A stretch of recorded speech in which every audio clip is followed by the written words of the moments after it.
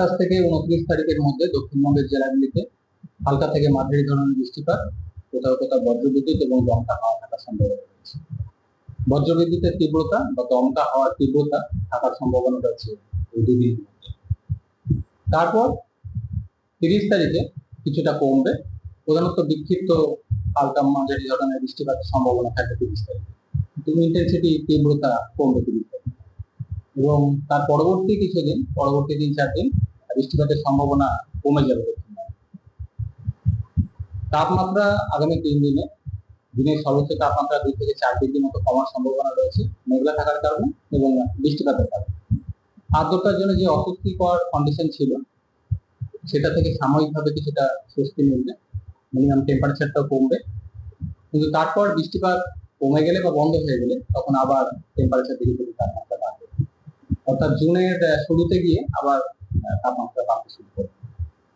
কলকাতা পার্শ্ববর্তী অঞ্চলের জন্য আজকের দিনটা দিনের সর্বোচ্চ তাপমাত্রা 34 ডিগ্রি কাছাকাছি থাকার সম্ভাবনা রয়েছে, মিনিমাম টেম্পারেচারটাও কমবে কলকাতা পার্শ্ববর্তী অঞ্চলের জন্য।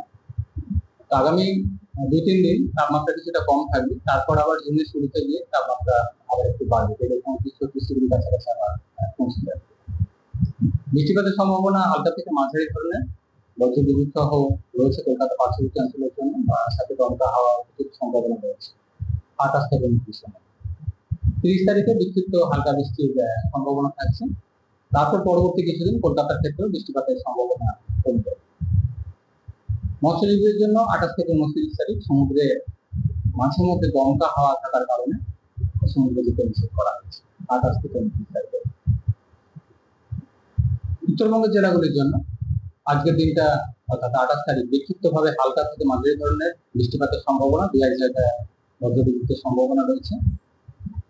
29 তারিখ থেকে পরবর্তী 3-4 দিন বৃষ্টিপাতের সম্ভাবনা উত্তরবঙ্গের জন্য কমবে, স্থানীয়ভাবে বৃষ্টিপাতের সম্ভাবনা থাকবে উত্তরবঙ্গের জেলাগুলি।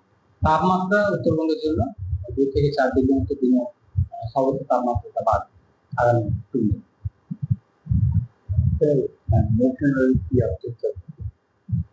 বর্ষা মধ্য বঙ্গোপসাগর পর্যন্ত কিছুটা অগ্রসর হয়েছে, তো আমাদের রাজ্যে দক্ষিণবঙ্গে 10 তারিখের পর স্বাভাবিকভাবে প্রবেশ করে এবং উত্তরবঙ্গের ক্ষেত্রে 5 তারিখের পর স্বাভাবিকভাবে আসে। আমাদের রাজ্যে স্পেসিফিক আপডেট পরে জানানো হবে, এখনো সেভাবে স্পেসিফিক কিছু বলা হয়নি, পরবর্তী সময় আপডেট দেওয়া।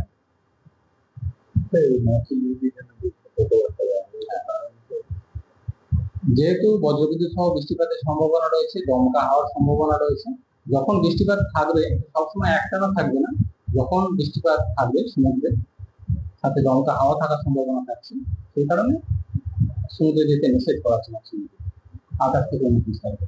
একটানা দমকা হাওয়া নেই, কিন্তু যে সময় বৃষ্টিপাতের সম্ভাবনা তৈরি হবে সেই সময় দমকা হাওয়া থাকে।